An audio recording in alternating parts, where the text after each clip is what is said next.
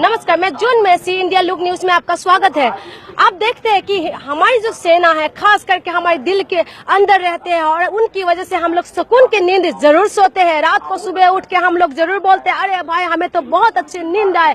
लेकिन किसकी वजह से आपको अच्छी नींद आए, कभी ये जानने की कोशिश करा है? हम आज बताते हैं कि उनकी वजह से, जिनकी वजह से आज आप सुकून की नींद सोते हैं, उनका बॉर्डर में उन्हें सिक्योरिटी देने की वजह से ही आप सुकून की नींद सोते हैं। लेकिन हमारी आज सेना रोड पे क्यों?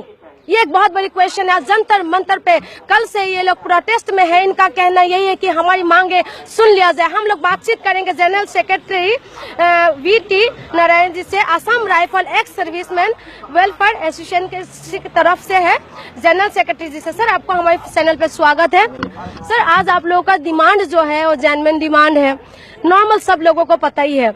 लेकिन आज आप लोगों का बहुत दुख की बात है, भारतीय सैनिक होने के नाते, कि आप लोगों को रोड पे, जंतर मंतर पे, सड़क पे आके अपनी आवाज को सुनाने की कोशिश कर रहे हैं। यस, क्योंकि हमारी आसाम राइफल की बहुत बड़ी समस्या है ड्यूअल कमांड की, यानी कि दो मंत्रालय के बीच हम आते हैं। एडमिनिस्ट्रेटिवली हम आते हैं मिनिस्ट्री ऑफ होम यानी गृह मंत्रालय में। जब काम करते हैं हम आर्मी के अंदर, हमारे ट्रेनिंग, हमारे रैंक स्ट्रक्चर, हमारे जो ऑफिसर्स हैं वो सब आर्मी से आते हैं। अभी जो डायरेक्टर जनरल करके जो शिलोंग में हमारा हेडक्वार्टर है, डीजीआर शिलोंग, और लेफ्टिनेंट जनरल रैंक के ऑफिसर हैं, और हर एक यूनिट में कॉलोनल, ब्रिगेडियर, मेजर जनरल से भरा हुआ है। लेकिन हमारी जो फैसिलिटी है वो ना आर्मी की सही मिलता है, ना कि एमएचए की, क्योंकि एमएचए में जो है बीएसएफ, सीआरपीएफ, उन्हें कहते हैं सेंट्रल आर्म्ड पुलिस फोर्स, उनको कंप्लीट सुविधाएं दे रखे हैं। लेकिन हमारे जो ड्यूअल कमांड की ये है, ये हटना चाहिए। इसी पर हम जो है आज जंतर मंतर पर है।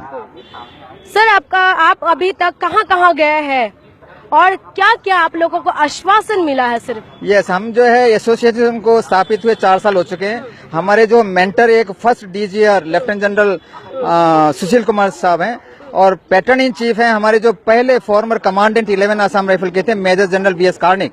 उनके बदौलत हमने अभी तक 31 मीटिंग किए हैं, प्राइम मिनिस्टर को छोड़ के, क्योंकि वो हमेशा व्यस्त रहते हैं। 3 साल से हमने कोशिश की है, उन्हें मैंने लेटर भेजा है, वीडियो भेजे हैं, बहुत सारे ट्वीट किया है उनके उस पर, लेकिन कई जो है केवल पीएम के ऑफिस में, यस, प्रधानमंत्री के ऑफिस में, लेकिन वहां से कोई जवाब नहीं है, नेगेटिव जवाब मिला है। उनको छोड़ के हमने 31 मीटिंग कर चुके हैं। पुराने डिफेंस मिनिस्टर किस से? मनोहर पर्रिकर जी। यस, मनोहर पर्रिकर से 2 बार हम मिल चुके हैं, और हमारे जो अभी के डिफेंस मिनिस्टर है निर्मला सीतारमण से आज हम 10:30 बजे सुबह मिले थे। उन्हें हमने मेमोरेंडम दिया है, और उन्होंने भी स्वीकार किया है कि ड्यूअल कमांड जाना चाहिए, किसी एक मंत्रालय में आना चाहिए, क्योंकि मिनिस्ट्री ऑफ डिफेंस के अंदर काम करते हैं आर्मी की, वो एमओडी के अंदर आना है। उसके बाद ही आप लोगों को पूरी सुविधा मिलेगी। और जहां तक मुझे आशा है, क्योंकि आज हम जंतर मंतर पे दिसंबर 4 तारीख को हम रामलीला मैदान से पार्लियामेंट तक एक प्रोटेस्ट मार्च निकालेंगे, जिसमें देश के विभिन्न जगहों से करीब 15 से 20 हजार तक के लोग आने का संभावना है। और उसके बाद हम प्रेसिडेंट, प्राइम मिनिस्टर और गृह मंत्री को हम मेमोरेंडम देंगे, क्योंकि ड्यूअल कमांड जो है बहुत जल्दी समाप्त होना चाहिए। इसका कोई लेजिस्लेटिव सैंक्शन नहीं है। Government of India AOB rule जो 1961 में कहते हैं हमें department of internal security MHA के अंदर रखा गया, बहुत बड़े पुलिस लिख के, हमारे नीचे बीएसएफ, सीआरपीएफ वगैरह आते हैं। लेकिन आर्मी हेडक्वार्टर का जो लेटर कहते हैं कि हम पारामिलिट्री है, केवल हम ड्यूअल कंट्रोल में नहीं है, हमारा ड्यूअल नोमेनक्लेचर भी है। एक जो सेना है उसका 2-2 नाम दे रखा है, बहुत कंफ्यूजन है। प्रधानमंत्री कहते हैं नरेंद्र मोदी जब आए थे हम पुराने कानून को हम हटा रहे हैं, लेकिन इनके अभी 4 साल, अभी इलेक्शन आने वाला है नेक्स्ट, ये जो एओबी रूल है बहुत पहले अमेंड हो चुका होना चाहिए था, अभी तक हुआ नहीं। हम जानते हैं कि उनका चाहे दिवाली हो, चाहे कोई भी त्योहार हो, खास करके जाके सेनाओं के बीच में जरूर मनाते हैं। लेकिन सेना आज अपने, जब मैं खास करके दर्शकों को ये बताना चाहती हूँ कि आप देखिए, अगर सेना अपने हथियार को छोड़ के सड़क पे आ जाए तो आप और मेरी हालत क्या होंगे। लेकिन हम बॉर्डर में सिक्योरिटी देते हैं ये लोग, और आज जो मोदी जी के पास भी इनकी दुहाई लगा रहे हैं, लेकिन अभी तक कोई रिजल्ट नहीं आया, और इनकी उम्मीद है। हम बातचीत करते हैं इनसे। सर, क्या कहना चाहते हैं? अगर हथियार छोड़ दे, सड़क पे आ जाए, और उन्होंने बोला कि सब कुछ दिवाली जाके सेनाओं के बीच में मनाते, सब कुछ करते, लेकिन सर जो हक है वो नहीं देते। यस, मतलब दिवाली शायद मनाते हैं प्रधानमंत्री सेना के साथ, सेना मतलब आर्मी के पोस्टों के साथ गुजारते होंगे, लेकिन आसाम राइफल्स भी एक फौज है जो पारामिलिट्री है। और आज मैं बताऊंगा आपको, आज तक जो सबसे बड़ी जो गैलेंट्री अवार्ड मिला है वो आसाम राइफल को मिला है। आर्मी में जो ऐसा कोई इन्फेंट्री बटालियन नहीं होगा जो आसाम राइफल से ज्यादा लिया होगा। हमें 4-4 अशोक चक्र, शौर्य चक्र, और जब हम ये नदन कमांड में गए थे जेएनके में, वहां से इस नदन कमांड के वहाँ का जो जीओसी है उनका कमेंडेशन कार्ड, मतलब आज तक जो है 1917 में देखिए फर्स्ट वर्ल्ड वॉर में उस वक्त 4 बटालियन हुआ करती थी आसाम राइफल। सर, जब आप लोगों के बारे में सचमुच में हिस्ट्री पढ़ती हूँ, बहुत ही अच्छे लगते हैं, घमंड जरूर फील होता है। हम जैसे आम इंसानों को लगता है कि सीट पे बैठे हुए लोगों को नहीं लगता होगा। यस यस, क्योंकि आसाम राइफल नाम कैसा लगा देखिए, ये पहले आसाम मिलिट्री पुलिस हुआ करता था। फर्स्ट वर्ल्ड वॉर में 3174 की 4 बटालियन थी।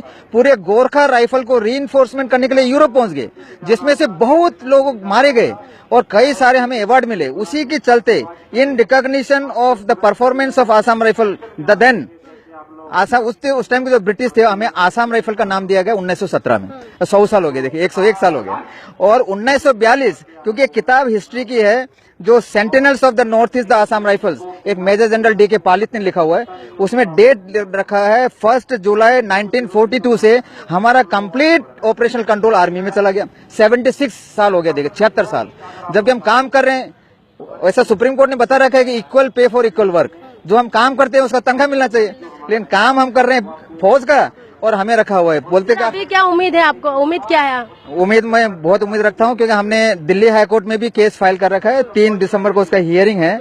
मैं खुद उस केस को जो है पार्ट इन पर्सन करके मैं अपियर कर रहा हूं, और मुझे बहुत भरोसा है जुडिशरी के ऊपर, क्योंकि जुडिशरी के चलते हमें एक बहुत इंपॉर्टेंट जो एक्सर्विसमेंट कंट्रीब्यूटरी हेल्थ स्कीम जो ECHS जो आर्मी को मिलता है, मैंने केरला हाई कोर्ट में सिंगल बेंच में गया जजमेंट लाया, डिवीजन बेंच में गए, इस जो है फरवरी 9 तारीख को सुप्रीम कोर्ट ने उनका SLP भी डिसमिस कर दिया है।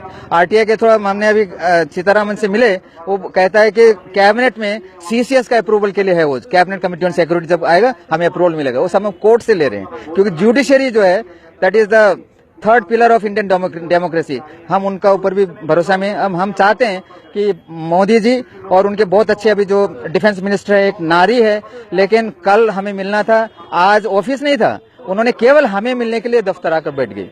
देखिए इतना अच्छा एक डिफेंस मिनिस्टर है, हमने उनको मेमोरेंडम दिया। हमें पूरी आशा है, मेरे जितने मेंबर्स हैं यहाँ पे जो देश के विदेश में और इवन नेपाल में भी 30,000 के लोग, उनको पूरा भरोसा है जरूर यह काम होगा। इनकी जरूर उम्मीद है कि इनकी आवाज जरूर सुनेंगे। लेकिन आपको हम एक बात जरूर बताते हैं, जब भी आसाम राइफल का नाम लेते हैं तो देश विदेश में जरूर कभी छूट जाते हैं, क्योंकि आसाम राइफल एक अहम हिस्सा है हमारे देश की रक्षा के बारे में। क्योंकि आसाम राइफल की वजह से ही हम सुरक्षित रहते हैं, और इनका एक बहुत बड़ा भूमिका है हमारे देश की रक्षा करने के लिए। और इनकी उम्मीद भी है सरकार से कि इनकी आवाज जरूर सुनेंगे। तब तक आप लोग देखते रहिए इंडिया लुक न्यूज। नमस्कार।